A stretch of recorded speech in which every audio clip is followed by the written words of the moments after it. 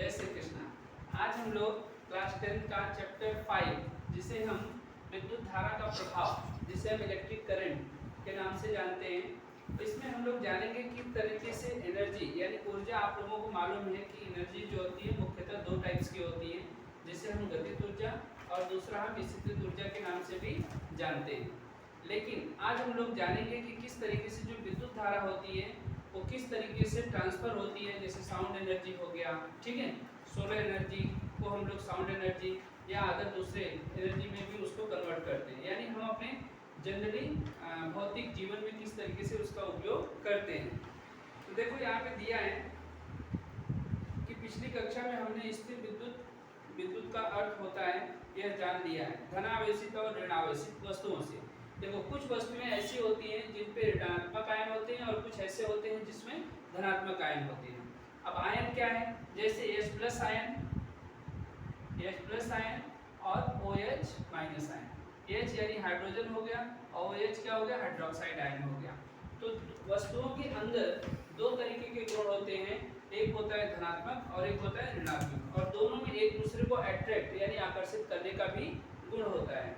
जो ऋणात्मक आयन होते हैं पॉजिटिव की तरफ चलते हैं और जो पॉजिटिव होते हैं वो ऋणात्मक आयन की तरफ चलते हैं। इसके बारे में विभिन्न प्रयोग किए गए हैं। हमने यह भी देखा है कि वस्तुओं में धन आवेशित तथा ऋण आवेशित होने के कारण ऋण आवेशित कणों का एक वस्तु से दूसरी वस्तु की ओर जाना होता है। उसी प्रकार पिछली कक्षा में हमने धारा विद्युत के बारे में भी अध्ययन किया है, यानी विद्युत वाहक तार से प्रवाहित विद्युत धारा, विद्युत प्रतिरोध में से प्रवाहित विद्युत धारा यानी विद्युत प्रेरण, विद्युत मोटर और विद्युत चलित वह इनके कार्य में हम पिछले पाठ में पढ़े हैं।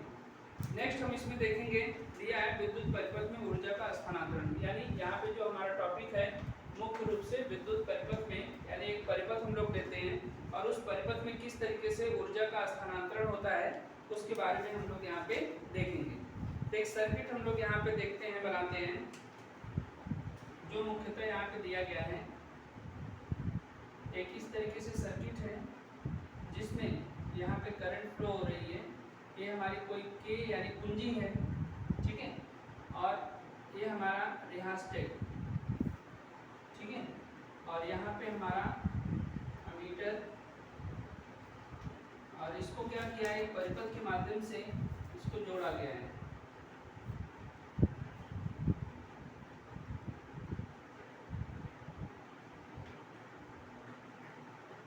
इस तरीके से इसको जोड़ा गया है।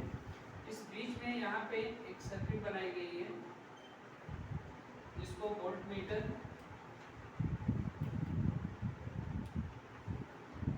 और इसको यहाँ पे उसने क्या किया, कनेक्ट किया, ओके। और दूसरा इसी को VAB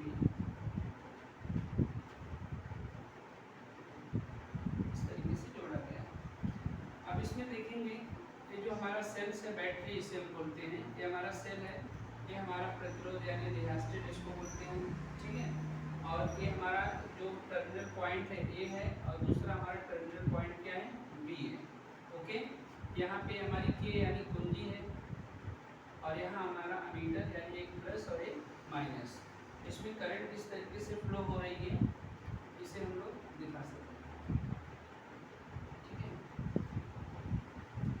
जरा हम लोग इसमें थोड़ा सा देखते हैं कि ये किस तरीके से यहाँ पे करंट फ्लो हो रही है, यानी विद्युत शक्ति जिसे हम P इक्वल टू क्या कहते हैं, Q/T। Q हमारा क्या है, आवेश है, Q हमारा क्या है, आवेश है, और T क्या है, समय है, यानी किसी भी परिपथ में जितने समय तक आवेश का प्रवाह होता है, यानी कह सकते हैं आवेश प्रवाह की दर को हम विद्युत धारा कहते हैं। यहाँ अगर हम परिभाषा देना चाहें विद्युत धारा,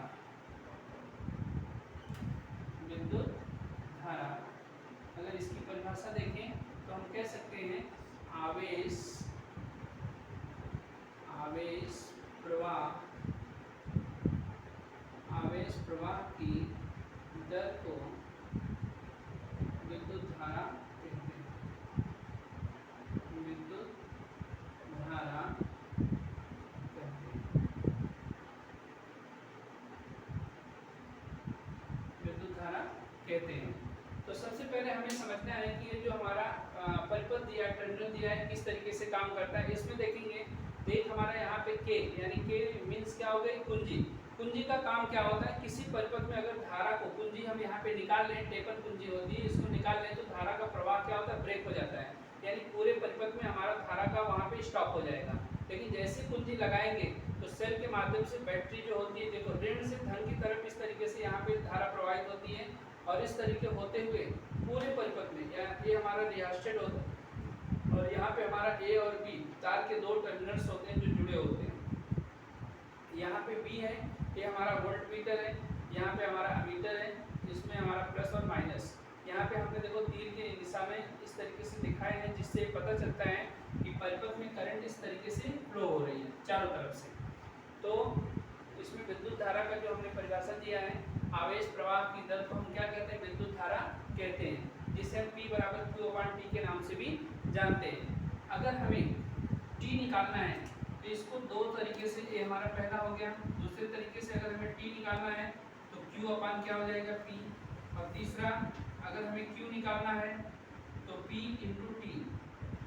इस तरीके से तीन फॉर्म में हम इसको रेक्टिफाई कर सकते हैं, अलग अलग मेथड से इसको हम रिप्रेजेंट कर सकते हैं एक ही चीज को। यहाँ थोड़ा सा हम लोग देखते हैं, सामग्री में संयोजन तार लिया है। इस परिपथ को बनाने के लिए हमें किन किन वस्तुओं की आवश्यकता होती है, तो सबसे पहले संयोजन तार, विद्युत सेल, विद्युत प्रतिरोध, वोल्ट मीटर, अमीटर, प्लग कुंजी इत्यादि। प्रतीक के माध्यम से यहाँ पे दिखाया अनुसार उचित मूल्यों के घटक लेकर परिपथ में जोड़िए, जिस तरीके से इसमें हमने दिखाया है। परिपथ की विद्युत धारा का मापन, I का मापन करिए, यानी इसमें करंट कितना फ्लो हो रही है विद्युत धारा, उसका मापन करिए। दूसरा कह रहा है विद्युत प्रतिरोध को दोनों सिरे A और B के बीच का विभवांतर, A और B के बीच का जो यहाँ पे विभवांतर है, ठीक है, उसको पता करिए।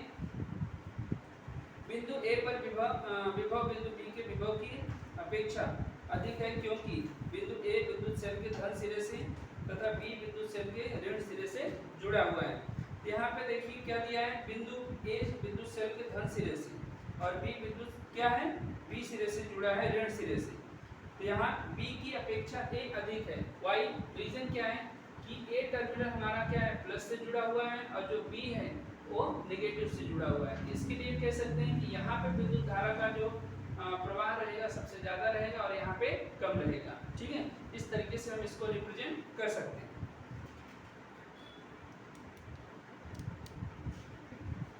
दूसरा इसी को दिया है, यदि Q के बराबर Y, Q क्या है, जिसे हम आवेश कहते हैं, ठीक है। तो आवेश के बराबर विद्युत आवेश A से B की ओर गया तो Q विद्युत आवेश ने A से B तक जाते समय, यानी विभवांतर AB, यहाँ पे देखो रिप्रेजेंट किया है विभवांतर A और B, A B यानी दोनों का विभवांतर, ठीक है। विभवांतर AB इतना कार्य किया। यह कार्य करने के लिए ऊर्जा कहाँ से आई, यानी ऊर्जा का स्रोत तो क्या है हमारा, ऊर्जा का स्रोत यहाँ पे क्या दिखाया गया, सेल, यानी जिसे हम बैटरी कहते हैं, ठीक है।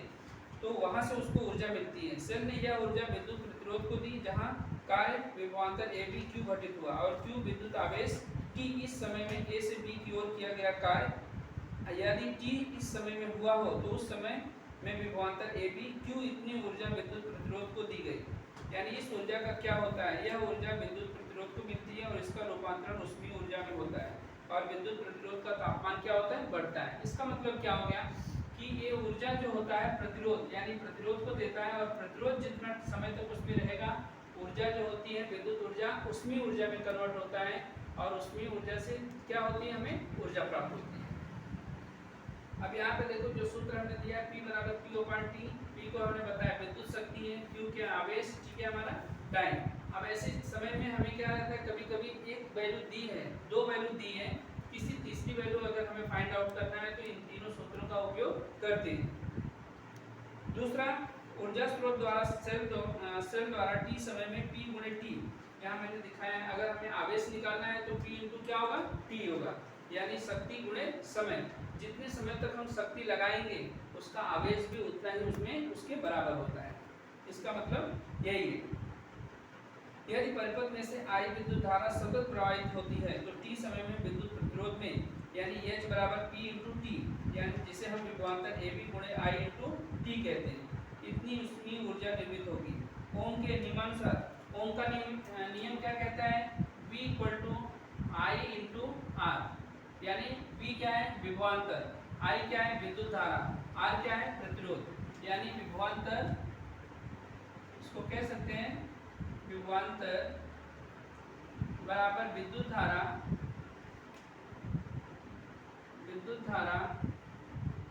गुणे प्रतिरोध।